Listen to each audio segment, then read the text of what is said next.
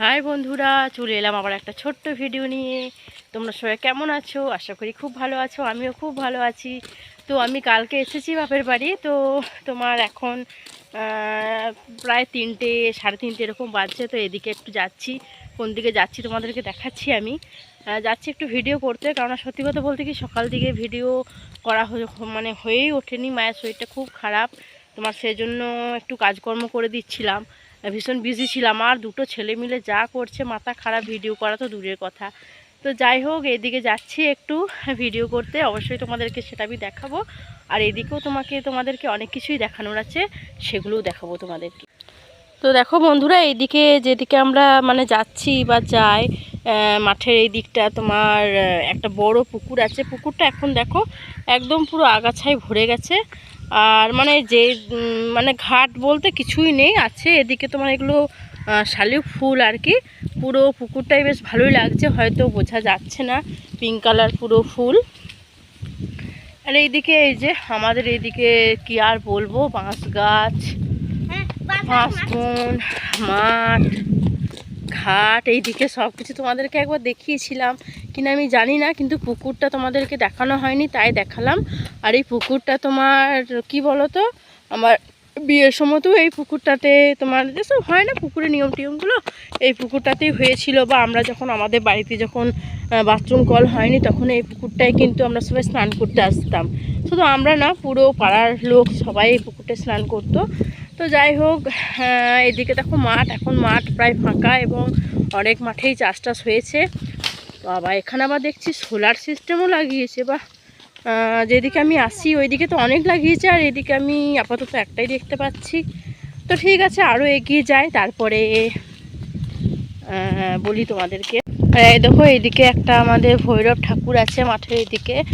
এটা তোমার পুজো হয়, পুজো কখন কখন হয় জানি না, কিন্তু তোমার পৌষ মাসের তোমাদেরকে একটু দেখায়।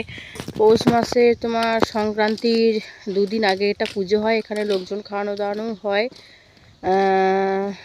তো যাই হোক, জানি না আমি এখন, কালকে হয়তো এরকম কিছু একটা হবে, পুজো টুজো হবে, খাওয়ানো দাওয়ানো হবে হয়তো, আমি ঠিক সঠিক জানি না। যদি আমি কাল থাকি, যদি এরকম কিছু হয়, তো অবশ্যই সেই ভিডিও তো তোমাদেরকে আমি দেখাবই।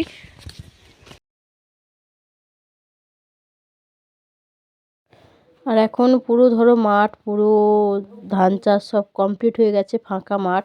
কিন্তু হ্যাঁ, অনেক মাঠেও এখন লাগিয়েছে, কিন্তু জাস্ট সেগুলো বোঝা যাচ্ছে না দূর থেকে। তো মাঠ, ঘাট, ভৈরবতলা সব কিছু পেরিয়ে চলে এলাম। এখন অনেকটাই দূর দিকে যাচ্ছি, কারণ আশেপাশে অনেক লোকজন আছে, ডিস্টার্ব হবে, কিছু শুনতে পাবো না, সেজন্য অনেকটাই দূরে যাচ্ছি। আর এই যে মাঠটা তোমাদেরকে একটু দেখায়, যে আমার কাকু মাঠে ঘোরাঘুরি করছে। আর এই সামনেটাতে ঠিক বোঝা যাচ্ছে না, কেন সূর্যের আলোটাই পুরো একদম মোবাইলে আসছে। এখানে খুব সামান্য একটু গম লাগিয়েছে বাড়িতে খাওয়ার জন্য।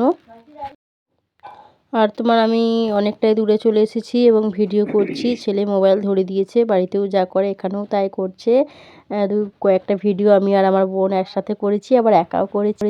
আর মানে যতটুকু মানে ছেলে ধরে দিচ্ছিল ততটুকুনি একটু আর সারাক্ষণ এরকম মানে লাঠি নিয়ে পুরো ধুলো উড়াচ্ছে, মাঠের এদিক ওদিক এদিক ওদিক চলে যাচ্ছে।